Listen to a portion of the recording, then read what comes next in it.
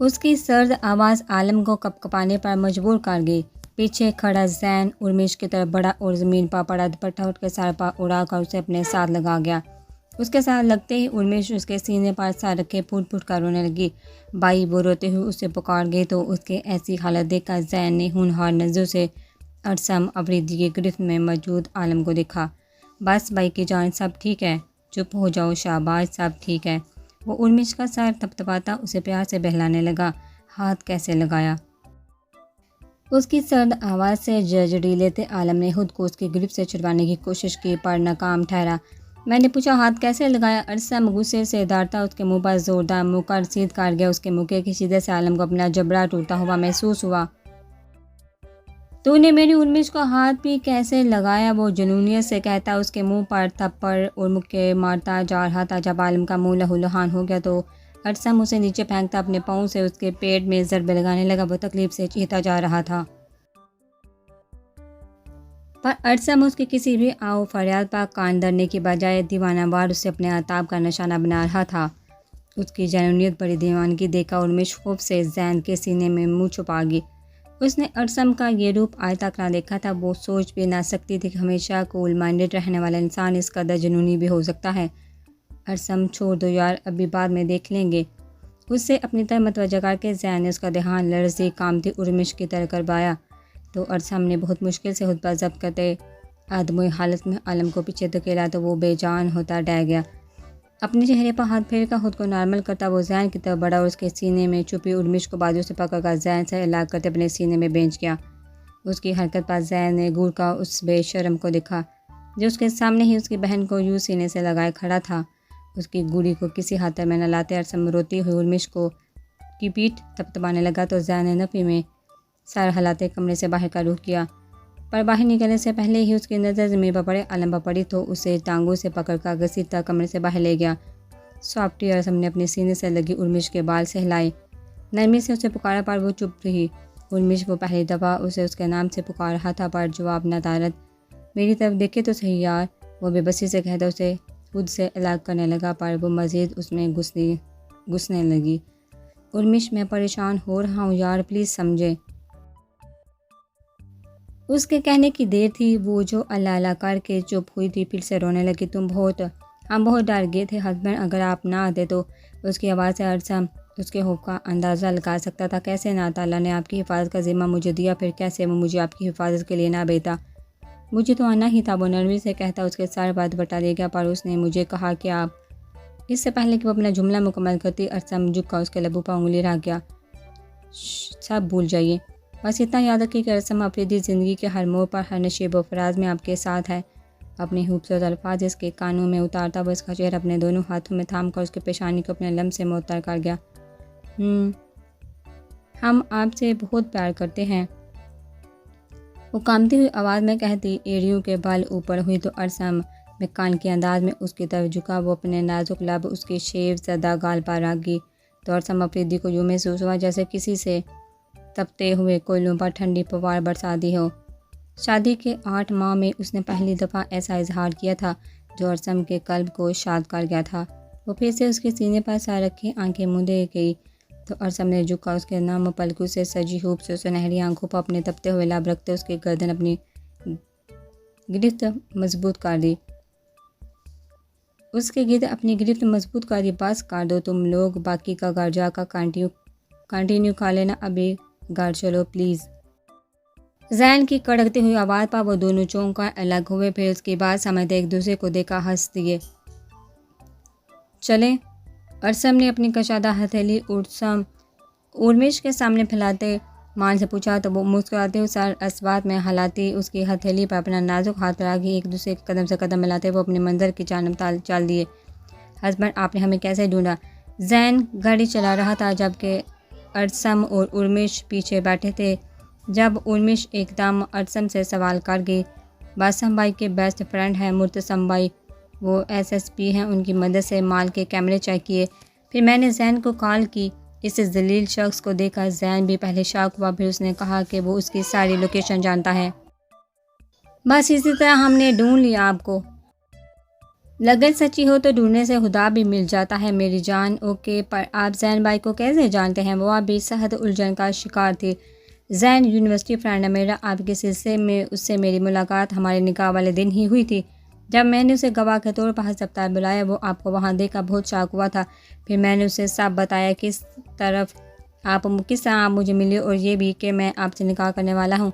उसका हाथ नरमी से सहलाता एक एक बात उसके गोशे गुजार कर गया था। फिर भाई मान गए। उसकी मासूमियत पर अरसम हंस दिया। नहीं मानता तो फिर भी मैंने कौन सा मना हो जाना था। प्यार था आपसे, कोई मजाक नहीं। आपके लिए तो मैं पूरी दुनिया से भी लड़ सकता हूँ। उसकी गंभीर आवाज़ पर उर्मिश किन अक्यों से जैन की तरफ देखने लगी। इससे पहले कि जैन अरसम को कोई करारा जवाब देता, उसका मोबाइल बजने लगा। उसने मोबाइल जेब से निकाल कर आंखों के सामने किया तो मोबाइल की स्क्रीन पर दुरिया कॉलिंग जगमगा रहा था। वो मुस्कुराते हुए कॉल उठाकर मोबाइल कान के साथ लगा गया। अस्सलाम वालेकुम, कैसी हैं आप? उसकी खुशगवार अंदाज में ली के सलाम के जवाब में न जाने ऐसा क्या कहा गया था कि उसके पाँव बेसाहता ब्रेक पर पड़े थे। क्या का किस हॉस्पिटल? उसकी हरकत और बौखलाई अंदाज और अल्फाज पर अरसम और उर्मिश भी चूँ कर उसकी तरफ देखता। मैं आ रहा हूँ। वो कॉल काट कर गाड़ी स्टार्ट करता तेज़ी से घड़ी आगे बढ़ा गया। क्या हुआ जैन, सब ठीक तो है? अरसम ने इस तफहामी अंदाज में पूछा तो जैन ने लब बेंचे सर नफ़ी में हिलाया। दुरिया हॉस्पिटल के आईसीयू में है। उसके जुमले पर अरसम ने हैरत जबकि उर्मिश ने अजनबे से उसे देखा। ये दुरिया कौन है और क्या हुआ उसे? उर्मिश के सवाल पर अरसम ने एक नज़र ड्राइव करते हुए जैन पर डाली जो लबेंच का जब्त करने की कोशिश में था। दुरिया जैन की फ्रेंड है और उसे क्या हुआ है यह हॉस्पिटल जाकर ही पता चलेगा। अरसम के जवाब पर उर्मिश सर हिलागी। अस्पताल पहुंचकर जैन तेज़ी से आईसीयू की तरफ बढ़ा जहां सामने बेंच पर दुनिया के पेरेंट्स बैठे थे। वो तेज़ तेज़ कदम उठाता दुरिया की माँ की तरफ बढ़ा। आंटी, दुरिया कैसी है, क्या हुआ इन्हें? इसके बेचैनी से पूछने पर दुरिया की माँ रोते हुए उसे देखने लगी। बेटा आप कौन है? दुरिया के पापा के सवाल पर उसकी मम्मा भी सवालिया नज़र से उसे देखने लगी। मैं दुरिया का क्लास फेलो हूँ। आप प्लीज़ बताएं क्या हुआ इन्हें? वो आंखें बंद करता झूठ बोल गया। पता नहीं बेटा, थोड़ी देर पहले तक बिल्कुल ठीक थी। मैं लंच के लिए उसे बुलाने जब उसके कमरे में गई तो वो फर्श पर बेहोश पड़ी थी। उसके नाक से बहुत खून बह रहा था। हम उसे जल्दी से हॉस्पिटल ले आए। कब से वो अंदर है पर डॉक्टर कुछ पता ही नहीं रहे। दुरिया की माँ बताते हुए फिर से रोने लगी तो साथ खड़े उनके शौहर उनके कंधे पर हाथ रखते इन्हें तसल्ली देने लगे। इससे पहले कि वो मस्जिद कुछ पुता कमरे का दरवाज़ा खुला और 3 डॉक्टर बाहर निकल आए। दुरिया के माँ बाप से पहले जैन डॉक्टर की तरफ लपका। डॉक्टर क्या हुआ दुरिया को, वो कैसी है अब? उसके बेचैन अंदाज पर डॉक्टर ने अफसोस से उसकी तरफ देखा। She his blood cancer. Doctor के अल्फाज पहाड़ बनकर सामने खड़े उस लड़के के साहबा टूटे थे जो इश्क की तमाम मंजिल तय कर चुका था। डॉक्टर क्या हुआ दुरिया को, वो कैसी है अब? उसके बेचैन अंदाज पर डॉक्टर ने अफसोस से उसकी तरफ देखा। She his blood cancer. Doctor के अल्फाज पहाड़ बनकर सामने खड़े उस लड़के के साहबा टूटे थे जो इश्क की तमाम मंजिल तय कर चुका था। नो, ये झूठ है। उसके मुंह से सरगोशी नुमा चंद अल्फाज ही निकल सके थे।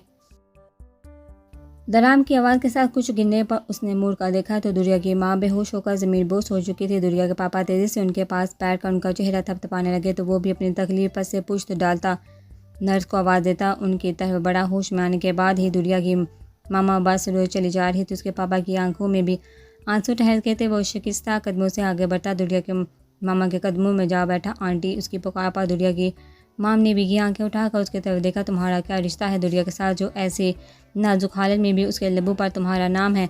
उनकी बात पर जैन ठटक उन्हें देखने लगा। मेरा वो बेयकीन ही था उनकी बात पर। हाँ, तुम्हारा जैन हो ना तुम। वो तुम्हें पुकार ही थी। उसने कहा कि मैं तुम्हें बुलाऊं और होश खोने से पहले ये आखिरी जुमला ही अदा कर सकी। वो बहुत खालिस तुम्हारे लिए था।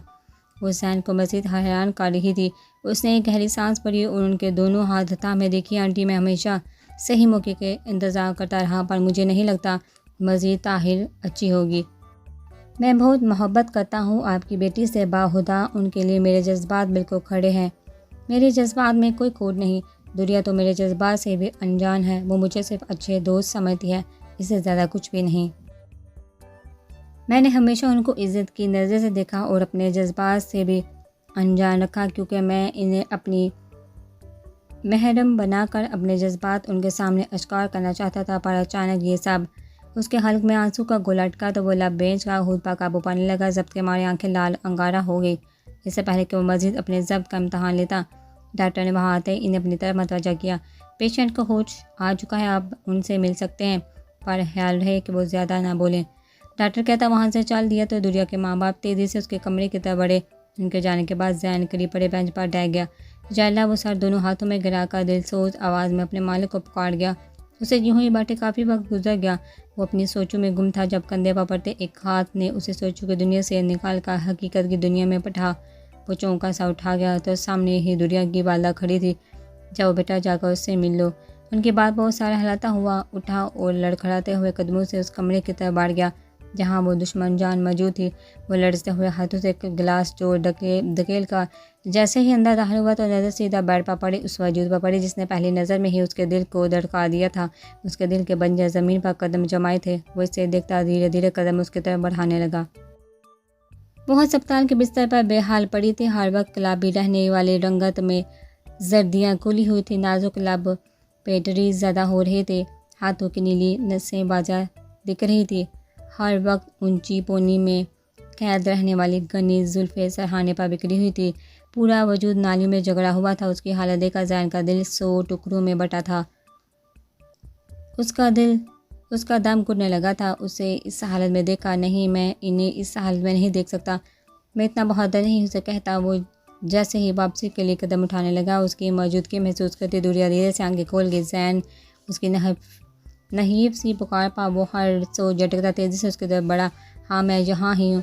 वो उसके पास से रखी कुर्सी पर बैठ गया पर उसकी आंखें झुकी हुई थी। जैन उसकी पुकार पर वो हनकार बढ़कर रह गया। अलबत्ता नज़र अभी झुकी हुई थी। नज़र उठाकर मुझसे बात करें। वो अटका बोलती उसे नई तकलीफ में मुब्तला कर गई थी। प्लीज़, उसके कहने पर वो लब बेंच को अपनी तकलीफ पर काबू पाता नज़र उठाकर उसकी नम आंखें दुरिया की बोझल आंखों पर जमा गया। उसकी नामोलुदा सुरही माले आंखें देखकर दुरिया का दिल धक से रह गया। उसने कहाँ देखा था जैन गर्देजी को ऐसी शिकस्ता हालत में।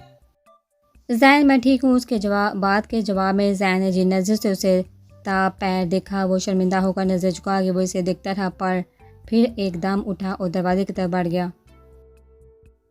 उसे बाहर जाते देखा वो आंखें मूंद के 2 आंसू खामोशी से बंद आंखों की पलकों के बाहर फलांग कर भट्टी पर बह गए।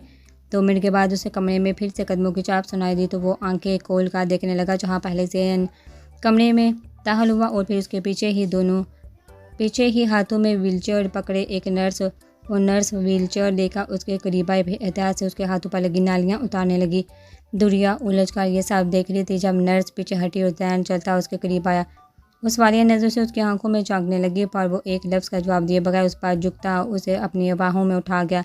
उससे उड़ती बीनी बीनी खुशबू दुरिया को कपकपाने पर मजबूर कर कि वो होंक बनकर उसे देखने लगी जो अब उसे एहतियात से व्हीलचेयर पर बिठा रहा था। इस व्हीलचेयर पर बिठाने के बाद जैन उसके पीछे आया और व्हीलचेयर को कमरे से बाहर ले जाने लगा। जैन ये सब इससे पहले कि वो अपना जुमला मुकम्मल कर पाती वो इसे खामोश करवा गया। इसीलिए वो कॉरिडोर में आया जहाँ दुरिया के माँ बाप बैठे थे। आते जाते लोगों का ताना बाना बंधा हुआ था। दुरिया के माँ बाप नासमझी से उन दोनों की तरफ देखते उठ खड़े हुए। व्हीलचेयर कॉरिडोर के बस में रोकता हुआ घूम कर उसके सामने आया। आंटी अंकल, मुझे आप लोगों की मौजूदगी में दुरिया से कुछ कहना है। दुरिया के वालिदैन की तरफ रुख करके उनको कहता वो वापस दुरिया की तरफ रुख फेर गया। दुरिया की आंखें फैल गई जब जैन गर्देजी उसके ऐन सामने घुटनों के बल बैठ गया। दुरिया, जिस दिन पहली दफ़ा आपको देखा मैं उसी दिन जान गया था कि आप मेरे वजूद का वो गुमशुदा हिस्सा है जिसके बगैर मैं अधूरा हूँ। क्या आप मुझे मुकम्मल करेंगी? मैं चांद तारे तोड़ लाने के वादे नहीं कर सकता पर इतना ज़रूर कहूँगा कि ज़िंदगी की आखिरी सांस आपके हम कदम रहूँगा। फिर वो सांसें चाहे आपकी हो या मेरी। आप अपने बाप की शहज़ादी हैं पर मैं आपको अपने दिल और ज़िंदगी की मलका बनाना चाहता हूँ। क्या आप मेरे दिल में मलका बनेंगी? अपने तमाम हकूक़ मुझे नाचीज़ को सौंप कर मुझे मोतबर करेंगी? दुरिया, क्या आप मुझसे शादी करेंगी? अस्पताल के कॉरिडोर में मौजूद अफराद आंखों में इश्तियाक और इस्तजाज लिए एक शहज़ादे को एक शहज़ादी के कदमों में झुका देख रहे थे। कुछ लोगों ने हाथों में पकड़े मोबाइल में तेज़ी से वीडियो बनानी शुरू कर दी तो कोई से यस के नारे लगाने लगा। पर इस हिसाब से बेनियाज वो हैरत से बड़ी होती आंखें और उस पर जमाए दोनों हाथ होंठों पर चुमा के आंसू तेज़ी से गालों पर फिसलते जा रहे थे। उसने नज़र घुमाकर अपने माँ बाप की तरफ देखा जो खुशी के आंसू लिए मुस्कुराते हुए इस बात में सर हिलाकर उसे हाँ करने को बोल रहे थे।